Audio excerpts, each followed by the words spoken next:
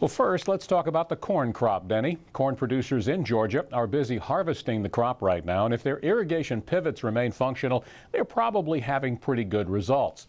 The Monitor's Mark Wildman visited one South Georgia corn grower whose crop not only did pretty well, he set a new state record for yields. In Brooks County, Randy Dowdy is feeling really good about his corn crop this year. Not only is the price for the grain strong, he has set a new Georgia record for yield. The record he set was 352.335 bushels per acre.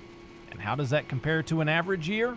250, I'd say, on irrigated would probably be the upper limit, and 120 to 150 on dry land, provided you have the rain, would be the potential. He has only been growing corn for 5 years, but his attention to detail and his constant attention to how the plant is responding to conditions have made his yields consistently rise. He works closely with the University of Georgia, BASF Chemical Company, and others to push his crop to the limit.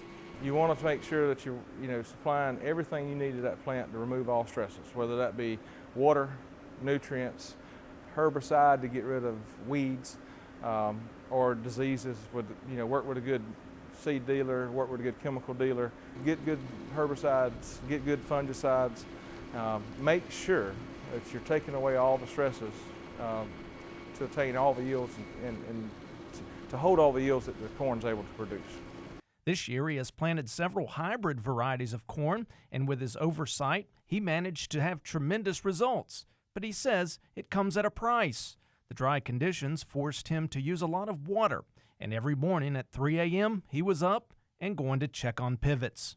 The harvest may be complete on this record-setting crop, but the grain still has to be loaded onto trucks and delivered. Everybody at the local elevators, have been inundated, working around rain showers, working around spots in the field where it gets rain, moved to another field where it didn't get rain.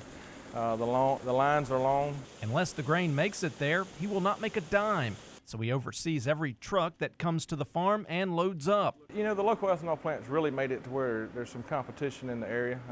Normally you would have options to go, to feed mills or, local dairies, end users, chicken houses, etc. With the ethanol industry, it's made competition good.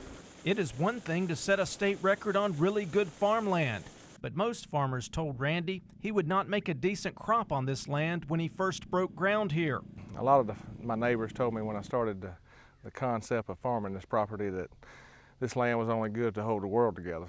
A lot of erosion. I worked with the local NRCS guys. We come up with a game plan, put in some terraces, try to make sure I do a cover crop, obviously. If you can look behind me, you can see that the terrain probably drops 60, 70 feet in places. And with that being the case, it's very tough. But since I've been able to attain some of these yields this year, the local joke is, imagine what he could have done if he had good land. Even with his latest success here, Randy has no secrets. He says he shares information with anyone who asks him and has no idea what the potential for corn yields are in the future. I'm shooting for 400 now. I may never get there, but I'm going to be trying. For the Georgia Farm Monitor, I'm Mark Wildman.